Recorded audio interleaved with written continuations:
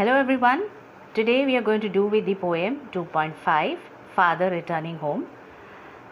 Father Returning Home is written by Dilip Chitre. Dilip Chitre is a teacher, a painter, a filmmaker, a magazine columnist. He is a winner of Sahitya Academy Award.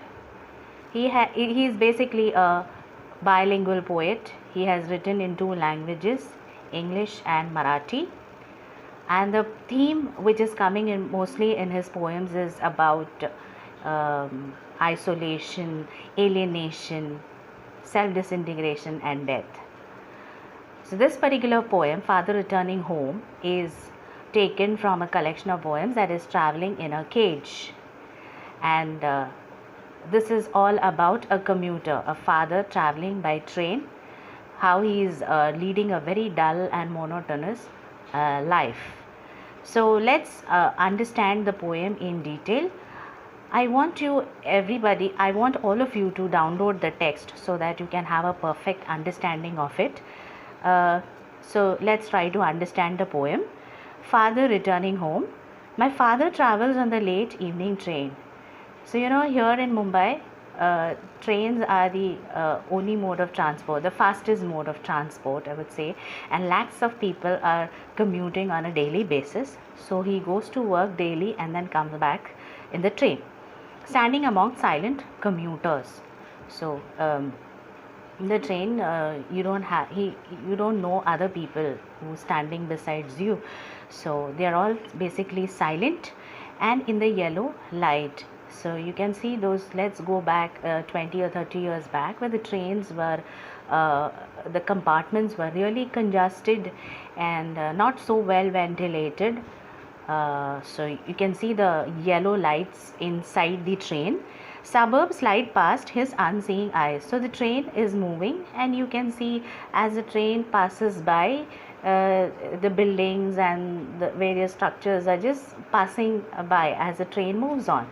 So he is not interested what's there outside, the train, because maybe that's the same route where he's been traveling on the daily basis. Unseeing eyes, aged eyes. His shirt and pants are soggy and his black raincoat. So you find that because it is the rainy season, his clothes are damp, it's got wet, and he is wearing a black raincoat. Again, black can be referred to as something which is very dull. Is stained with mud because it is the monsoon season. It is stained with mud, and the bag, he is carrying a bag which is stuffed with books, and the books are falling apart. Is falling apart and his eyes dimmed by age. So here it's an indication that the father is really old. Fade homeward through the humid monsoon night. So he is heading towards his home, okay, and it's night time. Now I can see him getting off the train. So maybe his destination has arrived and he has stepped out of the train like a word dropped from a long sentence. See, whoever gets into the train or out of the train, it doesn't make much of a difference, right? So people are not much bothered about it. So he has got out of the train. So he's been like compared with that of a sentence. In a sentence, for instance, if you drop a word, for instance, I would say an article, a, and, the, okay, even if it is dropped, it wouldn't make much difference to the construction of the sentence. So he has got out of the train. Nobody is bothered that he has stepped off the train. He hurries across the length of the grey platform. Now the color of the platform is mentioned, which is grey. Again, grey refers to something which is very dull. He crosses the railway line, enters the lane. So he has to walk a certain distance. So he is going walking all the railway line along the length of the lane. His chappals are sticky with mud because it's raining. His chappals have got dirty, and but he hurries onward. He is not bothered about that. His only intention is to reach home. Now let's see what is the situation at home. How is he received at home? Home, again I see him drinking weak tea. How is the tea offered to him?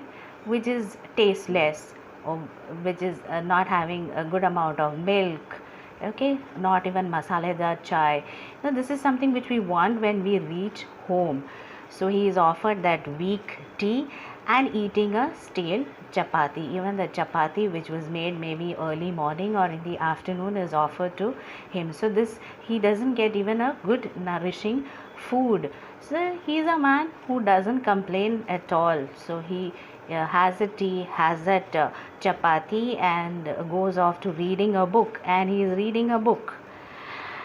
Then he goes into the toilet to contemplate. Contemplate meaning to is something for deep thinking. So he is gone. That's the small place. Toilet is a small place.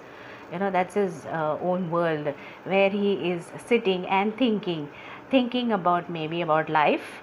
Okay, man's estrangement from the man-made world. So how he has got, he feels so aloof, so separated from the man-made world. Nobody is concerned about him. These days man is very selfish, self-centered. Nobody cares about the other person. Man's estrangement. So how he is feeling so isolated. Coming out, he trembles at the sink. So the trembling could be because of the old age.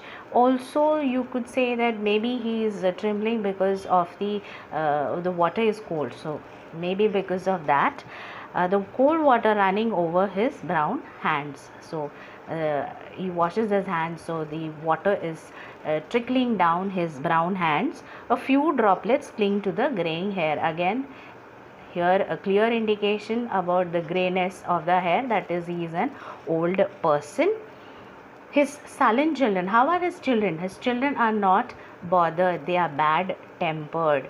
Now how would you feel when this is the reaction at home? Nobody to talk to you or ask you, hello papa, how are you, how has the day been, or they talking about how their day has been. So the children have refused to share any jokes or secrets. They don't want to converse with their dad, so they are in their own world. He will now go off to sleep. It's the time to sleep. The day has come to an end. Morning, get up, eat something, go to office, work, and then come back home and just have food and then go back to sleep. So this seems to be his daily routine, monotonous routine. Listening to the static on the radio. So this is the only time pass which he is having. He's listening to the radio, and music is supposed to have a very soothing effect. So he's listening to some music, as well as at that same time he goes into dreaming. So he's gone into flashback about his ancestors. He's thinking about the past, okay, how the life had been, and now about his grandchildren. So what would be the future be like?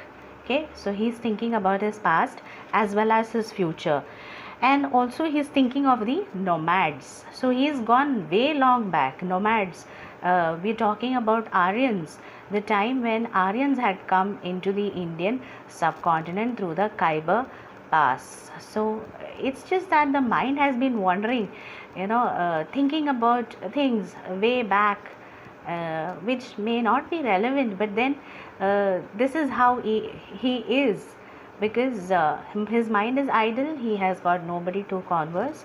So this is how he is spending his time at home.